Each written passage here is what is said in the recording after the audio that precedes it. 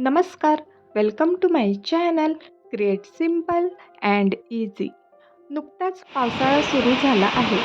प्रत्येक वेळी ऋतू बदलला की निसर्गसुद्धा स्वतःला बदलतो. आपणही आपल्या खाण्यापिण्याच्या किंवा इतर सवयी बदलतो. मग घरामध्ये बदल का नको? बदलत्या ऋतूसोबत आपल्या घरालाही एका रिफ्रेशमेंटची गरज असते. आजच्या व्हिडिओमध्ये मी घेऊन आली आहे सीझनल होम रिफ्रेश याविषयी टिप्स, ज्यामुळे तुमचं सुद्धा घर या ऋतू बदलासाठी तयार असेल. So let's get started.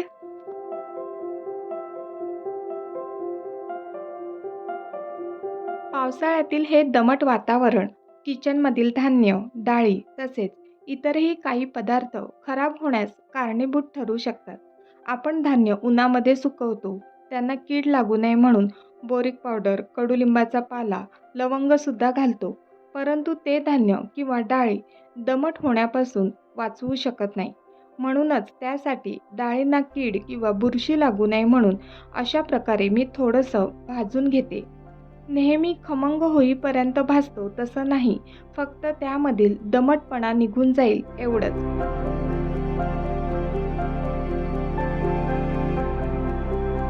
तसेच जिरे, धणे हे सुद्धा खराब होऊ नये म्हणून हलकेसे भाजून ठेवते, म्हणजे त्याला कीड लागणार नाही. याप्रमाणे रवा, शेवया, कसुरी मेथी, इतर डाळी, ओवा, तीळ एक्सेट्रा अशा प्रकारचे धान्य किंवा ग्रॉसरी हलकीशी गरम करून ठेवू शकतो. तसेच 8 ते 15 दिवस एखादी बरणी ओपन केली नसेल तर ती चेक करून पहा. त्या बरणीला थोडंसं हलवा, म्हणजे त्यामध्ये कीड लागली आहे की नाही ते समजेल. अशा प्रकारे धणे, जिरे, चण्याची डाळ भाजून थंड करून बरण्यांमध्ये भरून ठेवले आणि परातीमध्ये डाळ आहे ती दळायला द्यायची आहे. त्यासाठी सुद्धा ही मी चण्याची डाळ भाजली आहे. पावसाळ्यामध्ये मी नेहमी चण्याची डाळ दळायला देताना भाजूनच देते, म्हणजे चण्याच्या डाळीचं पीठ भरपूर दिवस टिकतं. ही टिप तर सगळ्यांनाच रिलेट करेल की पावसाळ्यामध्ये एंट्रीवेला एकच डोअरमॅट ठेवून चालणार नाही, कारण सँडलसोबत ओली मातीसुद्धा घरामध्ये येते, चिखलाचे पाय घरात येतात. म्हणूनच 2 डोअरमॅट ठेवणे अतिउत्तम. बाहेरील बाजूला प्लॅस्टिकची मॅट ठेवली आहे. अशा प्रकारे ती रफ आहे, त्यामुळे याला पहिल्यांदा पाय पुसले की सर्व माती यामध्ये राहते, म्हणजे सँडलसुद्धा स्वच्छ होते आणि पुन्हा आतील डोअरमॅटला पाय पुसले की पायांचा ओलावासुद्धा निघून जातो.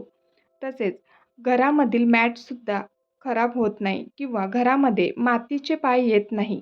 ही टिप तुम्हाला आवडली का? मला कमेंट बॉक्समध्ये नक्की सांगा.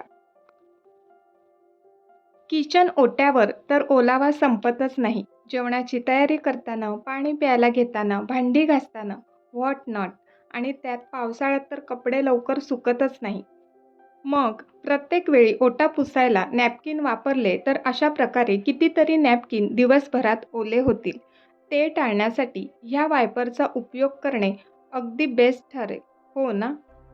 वायपरने पाणी क्लीन केल्यानंतर हवं असेल तर नॅपकिनने पुन्हा ओटा आपण क्लीन करू शकतो. यामुळे नॅपकिन सारखे सारखे ओले होणार नाही आणि दिवसभर ते कोरडे तसेच स्वच्छसुद्धा राहतील. तसेच भांड्यांचं सुद्धा आहे. काही भांडी पूर्णपणे कोरडी होणे खूपच आवश्यक आहे, नाहीतर त्यामध्ये बुरशी किंवा फंगस लागू शकते आणि ते खूपच अनहायजेनिक आहे. जसं की हे मिक्सरचं भांडं, त्याचा जे आतील पात आहे, जरी आपण नॅपकिनने पुसलं तरी ते कोरडं होत नाही, तर त्यासाठी हवेशीर ठिकाणी ठेवणं खूपच गरजेचं आहे.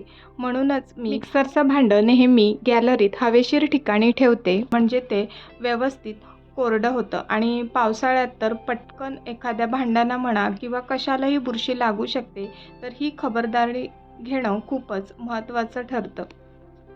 तसेच हा सिलिकॉन ब्रश मी नेहमीच वापरते, म्हणून तो आतूनही व्यवस्थित क्लीन झालेला आहे का नाही ते पाहणे, तसेच तो कोरडा होणेसुद्धा महत्त्वाचं ठरतं. अजूनही अशी काही भांडी असतील जी की कोरडी होणे गरजेचे आहे, कारण पावसाळ्यात पटकन फंगस किंवा बुरशी लागते. तसेच हा सिंक एरिया दिवसातनं आपण कितीतरी वेळा वापरतो. 4-5 वेळा भांडी घासणे, धुणे होतं, भाज्या धुणे, अजूनही इतर कामं होतात.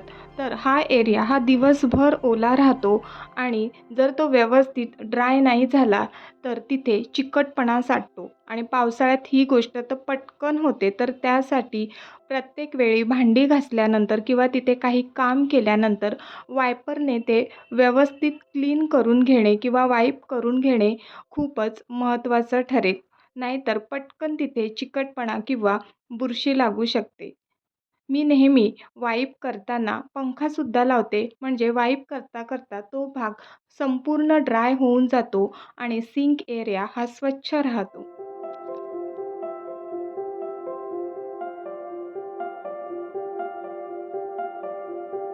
आणि घरासोबतच आपल्या हातापायांची काळजी घेणेसुद्धा गरजेचे आहेत. सारखे ओले होतात, पायसुद्धा सारखे ओले होतात, तर ते वारंवार पुसले पाहिजेत आणि पंखा लावल्यामुळे तुम्ही पाहू शकता की लगेच तो भाग कोरडा झालेला आहे.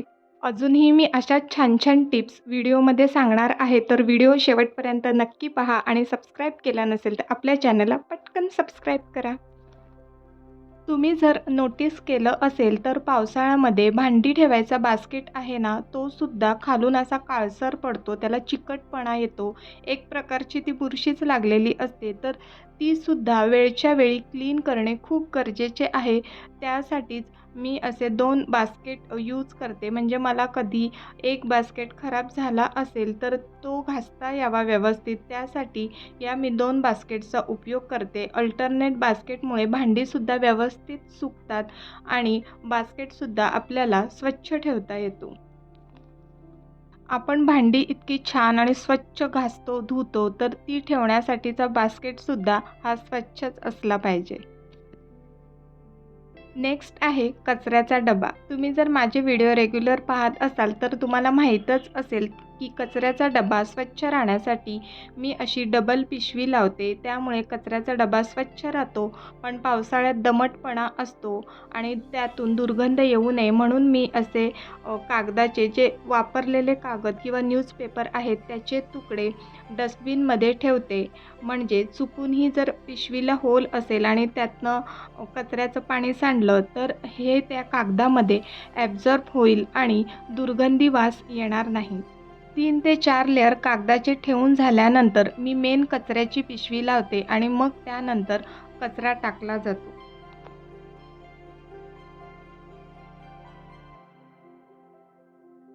आता वळूया कॅबिनेट आणि ड्रॉवरकडे.